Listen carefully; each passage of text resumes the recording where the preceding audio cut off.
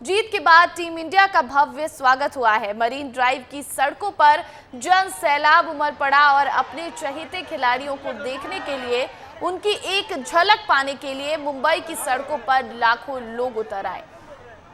तो देखिए जिस तरह से कल ये परेड निकाला गया, उसके बाद यहाँ पर जन सैलाब उमड़ा था अपने फेवरेट खिलाड़ियों को देखने के लिए।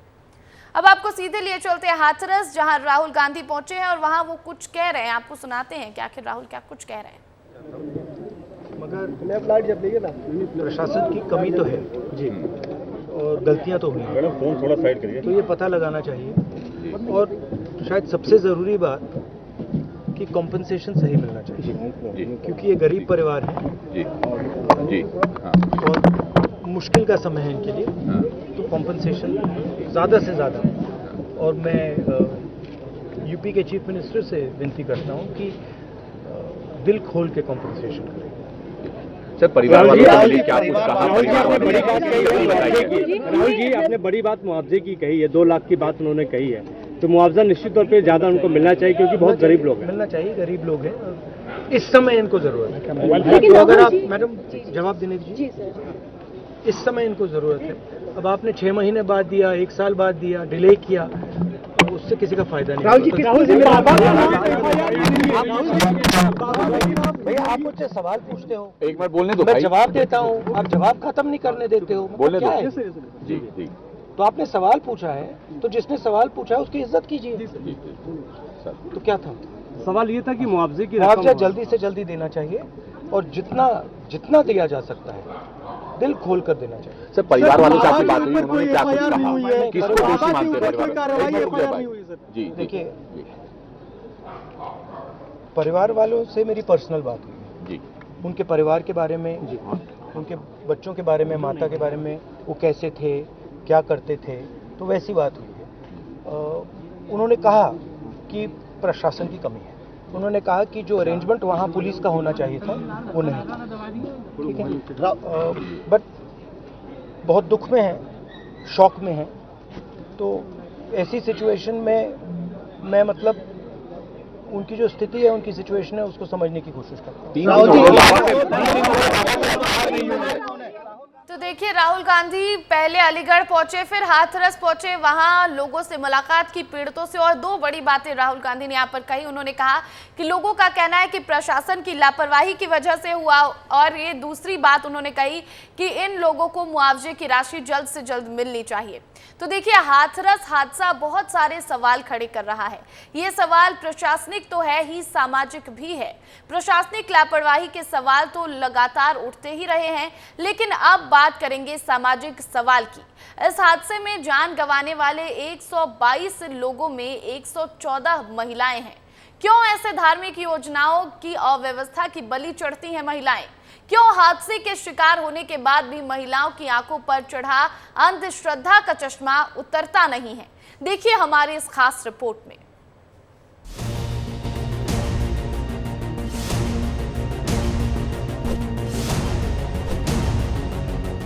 लोगों की गिरफ्तारी जैसा मैंने बताया वो की गई कि माननीय आयोग का गठन हो चुका है। का ही मैसेज है, सामने आने की बात मैं आया हूं, उनका मैसेज दिया है।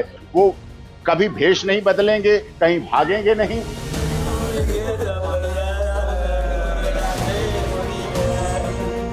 नारायण साकार हरि पर भक्तों का विश्वास देखें, जो इस हादसे के बाद भी टूटता नहीं है। महिलाएं आज भी उनकी चौखट पर माथा टेक रही हैं। 121 मौतें हो गई, जिंदगियां बिखर गई, मौत का तांडव हुआ, और फिर बाबा ने अपना दूत भेजा, जिसने कहा कि हानि लाभ जीवन मरण, यश अपयश विधि हाथ, यानी ये सब भगवान के हाथ में था। वो कभी भेष नहीं बदलेंगे, कहीं भागेंगे नहीं, कभी आपको बॉर्डर पर नहीं मिलेंगे। इसी देश में, इसी उत्तर प्रदेश में हैं, और पूरी जांच में जब भी कभी बुलाया जाएगा भाग लेंगे। हमें एसआईटी की जांच एजेंसी पर भरोसा है, लेकिन हमें यह भी मानना पड़ेगा, क्योंकि सनातन की बात है, सनातन पद्धति से हम लोग अपना जीवन चलाते हैं। तो हमने पढ़ा है हानि लाभ जीवन मरण, यश अपयश विधि हाथ। बाबा के दूत बनकर आए एपी सिंह उनके वकील हैं। वो वकील जो विवादों से पुराना ताल्लुकात रखते हैं। निर्भया के दोषियों का केस लड़ चुके हैं, हाथरस गैंगरेप के आरोपियों को बचा चुके हैं, सीमा हैदर की पैरवी कर चुके हैं और अब हाथरस के भगदड़ कांड में 121 लोगों की मौत को एपी सिंह भगवान की इच्छा बता रहे हैं। अगर ऐसा ही है तो बाबा खुद ये संदेश क्यों नहीं देते, लोगों के सामने क्यों नहीं आते? वो दोषी नहीं तो कहां छिपे हैं?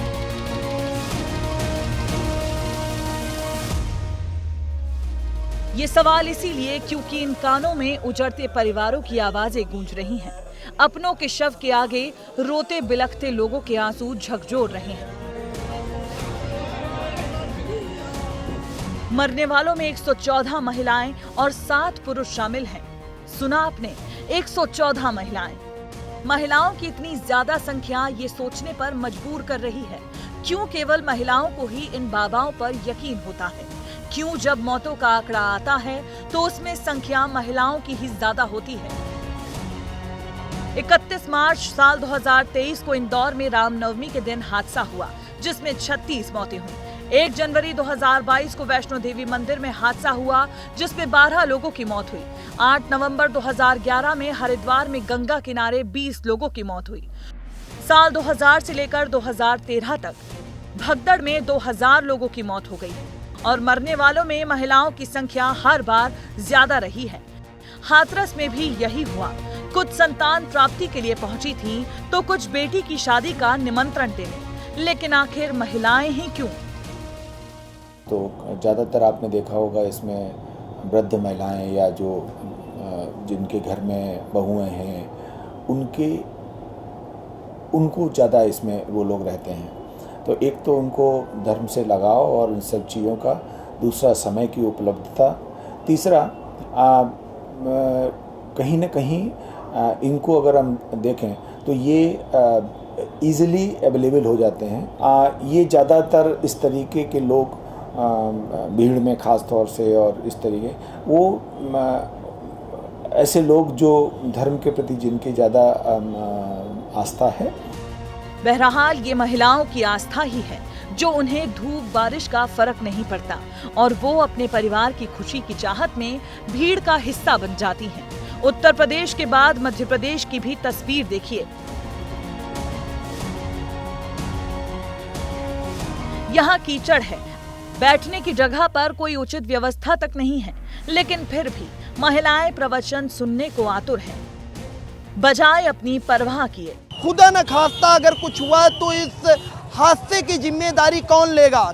हाथरस हादसे की जांच कर रही पुलिस ने 6 आरोपियों को गिरफ्तार कर लिया है। अब देखना होगा कि इस हादसे की आंच बाबा तक पहुंचती है या फिर कोई और निशाने पर लिया जाता है। ब्यूरो रिपोर्ट, विस्तार न्यूज। तो वहीं हाथरस की घटना को लेकर एमपी सरकार अलर्ट हो गई है। मध्य प्रदेश सरकार ने प्रदेश के सभी कलेक्टर और एसपी को निर्देश दिए हैं कि बड़े आयोजनों में जहां भीड़ हो वहां भगदड़ और दुर्घटना जैसी स्थिति से निपटने के लिए जरूरी इंतजाम किए जाएं।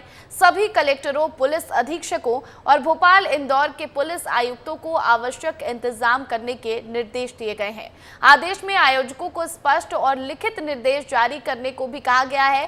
साथ ही कार्यक्रम स्थल पर प्रशासनिक अधिकारी आयोजन स्थल का भ्रमण करें, ये भी निर्देश दिए गए हैं।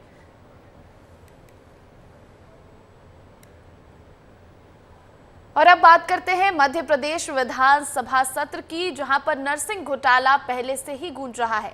इस बीच विधानसभा मॉनसून सत्र के चौथे दिन भी सदन में विपक्ष ने जमकर हंगामा किया और मंत्री विश्वास सारंग के इस्तीफे पर अड़ा रहा, जिसके बाद अब कयास लगाए जा रहे हैं कि ये मामला अब सुप्रीम कोर्ट में भी सुनाई देगा, जिसके बाद मंत्री विश्वास सारंग की मुश्किलें और भी ज्यादा बढ़ सकती हैं। आप इस रिपोर्ट में देखिए। एमपी में जिन कॉलेजों को सीबीआई जांच के आधार पर कोर्ट से राहत मिली है, उनको भी जांच के दायरे में लाने की गुजारिश की जाएगी।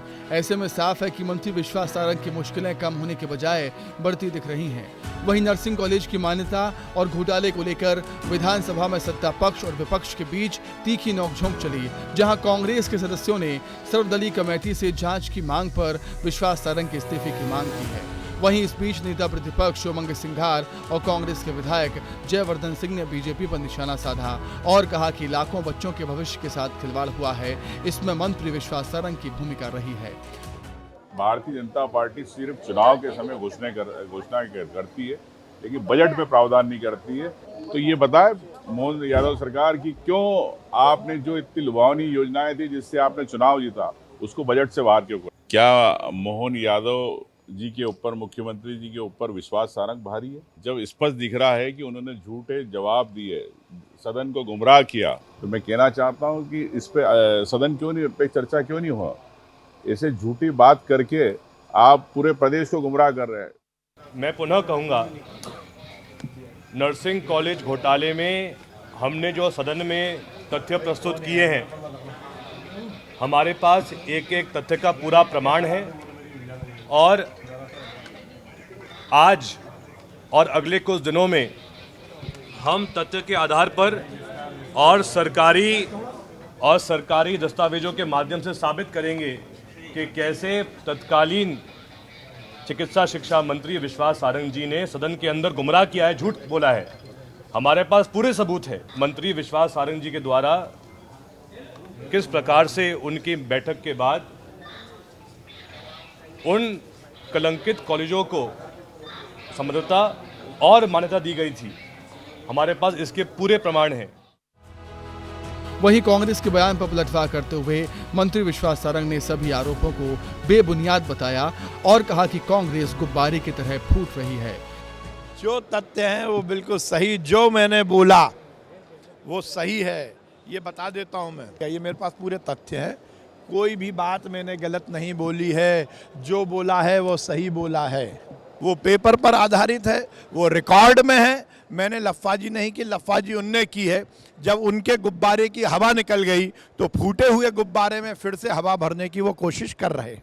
मध्य प्रदेश विधानसभा के मानसून सत्र के चौथे दिन की कार्रवाई शुरू होते ही एक बार फिर सदन में नर्सिंग घोटाले के मुद्दे को लेकर कांग्रेस ने सरकार को घेरा।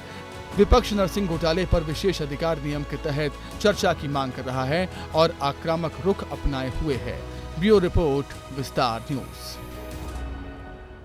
तो वहीं अमरवाड़ा उपचुनाव के लिए अब ज्यादा दिन नहीं बचे हैं। कांग्रेस से बीजेपी ने इस सीट को जीतने के लिए पूरी ताकत लगा दी है। छिंदवाड़ा संसदीय सीट जीतने के बाद बीजेपी के हौसले बढ़े हैं, इसलिए मुख्यमंत्री मोहन यादव आज यहां दिन भर प्रचार करेंगे। उधर कांग्रेस ने भी अपने आदिवासी विधायकों को मैदान में उतार दिया है। उपचुनाव में क्या कुछ वहां पर माहौल है, इस रिपोर्ट में देखिए।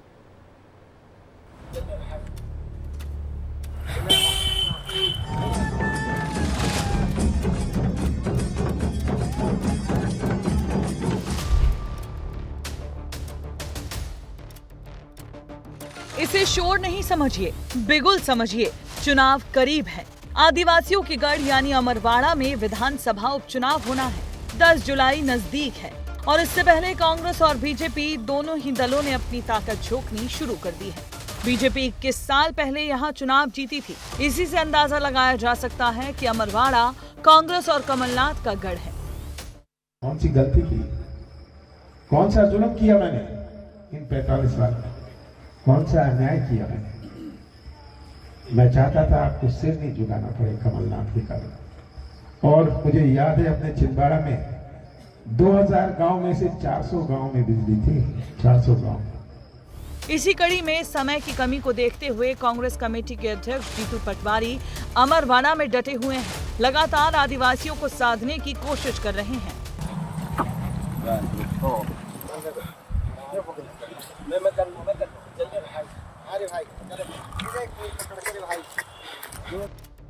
अब बीजेपी ने भी चुनाव को लेकर तैयारियां तेज कर दी हैं। सीएम डॉक्टर मोहन यादव 4 और 5 जुलाई को अमरवाड़ा उपचुनाव प्रचार पर रहेंगे, जहां पर वो प्रत्याशी कमलेश शाह के समर्थन में जनसभा करेंगे। जनता तय कर चुकी है कि वो भाजपा के साथ है। हमारे लोकप्रिय प्रत्याशी श्री कमलेश शाह जी का जिस प्रकार से जनसंपर्क और जनता के बीच में घेरी पेट का एक तरह से हमने उसका परिलक्षण देखा है। अभी हाल ही में हुए लोकसभा चुनाव में बीजेपी उम्मीदवार विवेक बंटी साहू ने कांग्रेस के नकुलनाथ को शिकस्त दी और अमरवाड़ा विधानसभा क्षेत्र में भी कांग्रेस पिछड़ गई। ऐसे में बीजेपी का दावा है कि उसके लिए उपचुनाव में जीत की राह आसान है। देखिए, भारतीय जनता पार्टी हमेशा से किसी प्रकार का चुनाव हो चाहे कोई भी काम हो उसको बड़ी गंभीरता के साथ लेती है और उस गंभीरता के साथ जिम्मेवारी के साथ माननीय प्रदेश के मुखिया हैं तो निश्चित रूप से उनको जिम्मेवारी दी गई है और उसी संदर्भ में वो वहाँ गए हैं जनता से बातचीत करने, रूबरू होने, अपनी बात कहने, उनके लिए वोट मांगने। छिंदवाड़ा जिले के जंगलों में बसा अमरवाड़ा निर्वाचन क्षेत्र कई मायनों में प्रदेश की सभी 230 सीटों से अलग है। यहाँ पर अनुसूचित जनजाति बाहुल्य जनसंख्या ज्यादा है। ये सीट अनुसूचित जनजाति वर्ग के लिए आरक्षित है। इसी के वोटर्स भी सबसे ज्यादा है। भारतीय जनता पार्टी लोकतंत्र में चुनाव लड़ती नहीं, चुनाव खरीदती है और लूटती है। हालांकि एक विधायक से ना उनकी सरकार में फर्क पड़ना, ना उनकी सेहत में फर्क पड़ना, लेकिन तांत्रिक मूल्यों की अवहेलना करना, लोकतांत्रिक मूल्यों को कुचलना, ये उनकी नियति और तासीर में है। और ये स्पष्ट दिख रहा है, चाहे कोई भी चुनाव हो, अमरवाड़ा का हो, लेकिन जनता है, देश की जनता ने बता दिया और अमरवाड़ा की जनता इनको इस चुनाव में बता देगी। ग्रामीण मतदाताओं की संख्या करीब 2,16,000 से ज्यादा है। जनजातीय वोटर्स अमरवाड़ा का भविष्य तय करते हैं और इस बार वो किसका साथ देते हैं, ये देखना दिलचस्प होगा। ब्यूरो रिपोर्ट, विस्तार न्यूज। साल 2023 के अंत में छत्तीसगढ़ में विधानसभा चुनाव हुए और हाल ही में छत्तीसगढ़ सहित पूरे देश में लोकसभा चुनाव का समापन हुआ है। मगर देश और प्रदेश में सत्ताधारी दल बीजेपी के निशाने पर आज भी सूबे की पूर्ववर्ती भूपेश बघेल की सरकार है। बीते दिनों में केंद्र से लेकर राज्य तक में बीजेपी पूर्ववर्ती कांग्रेस सरकार पर बहुत ज्यादा हमलावर है, जिस पर अब सूबे में सियासत तेज हो गई है। आप इस रिपोर्ट में देखिए। छत्तीसगढ़ में हुए शराब घोटाले को लेकर प्रदेश की सियासत तो गर्म है ही। अब इस मुद्दे पर राज्यसभा में पीएम मोदी के बयान पर राजनीति हो रही है। छत्तीसगढ़ में हुए शराब घोटाले पर पीएम ने छत्तीसगढ़ की भूपेश सरकार पर तंज कसा था। छत्तीसगढ़ में कांग्रेस सरकार के मुख्यमंत्री के साथ शराब घोटाला जुड़ा। यही आप पार्टी वाले चीख चीख करके कहते थे कि ईडी सीबीआई को लगा दो और इस मुख्यमंत्री को जेल में डाल दो, खुलेआम कहते थे। और ईडी ये काम करे इसके लिए गुजारिश करते थे। उनको तब ईडी बहुत प्यारा लगता है। आदरणीय सभापति जी, ये आज जो लोग जांच एजेंसियों को बदनाम कर रहे हैं, हल्ला मचा रहे हैं, मैं जरा उनकी याददाश्त पर जोर डालना चाहिए, मैं ऐसा उनका आग्रह करता हूं। अब देश की राजधानी में कांग्रेस पर तंज होगा तो सूबे की सियासत में तो उसका असर देखने को मिलेगा ही। पूरे विषय पर भाजपा अध्यक्ष किरण देव सिंह ने कहा कि पिछली सरकार के भ्रष्टाचार की गूंज पूरे देश में सुनाई दी, जिसका असर अभी तक हो रहा है। देखिए, पिछली सरकार के जो भ्रष्टाचार के कारनामे हैं और उनकी गूंज तो पूरे देश में गई है और इसी का परिणाम है कि विधानसभा चुनाव में महज 5 वर्षों की सरकार को जनता ने सत्ता से अलग कर दिया, भारतीय जनता पार्टी के ऊपर विश्वास व्यक्त किया।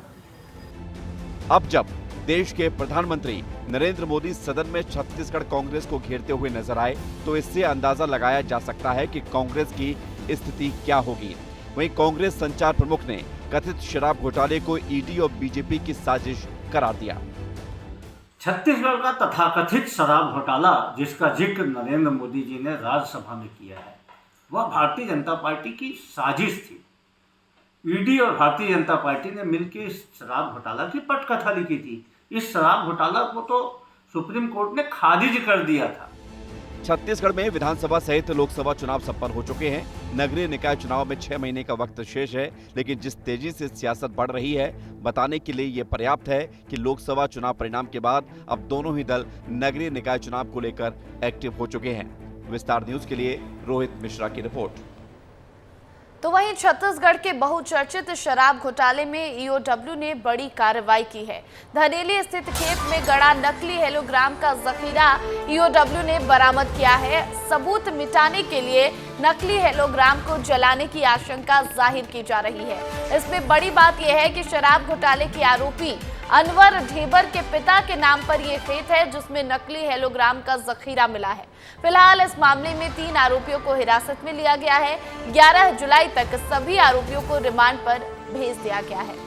तो देखिए, आपको बड़ी खबर बता दें, छत्तीसगढ़ शराब घोटाले से जुड़ी हुई, जहां पर ईओडब्ल्यू ने एक बड़ी कार्रवाई की है और धनेली के स्थित एक खेत में गड़ा नकली हेलोग्राम का जखीरा ईओडब्ल्यू ने बरामद किया है। और ये कहा जा रहा है ईओडब्ल्यू की तरफ से कि सबूत मिटाने के लिए नकली हेलोग्राम को जलाने की कोशिश की गई है। तो वहीं भोपाल एटीएस ने खंडवा से आतंकी संगठन इंडियन मुजाहिदीन के आतंकी को गिरफ्तार किया है। फैजान शेख नाम के युवक को कंजर मोहल्ला से पकड़ा गया। एटीएस के अधिकारियों ने बताया कि फैजान लोन वुल्फ अटैक की योजना बना रहा था।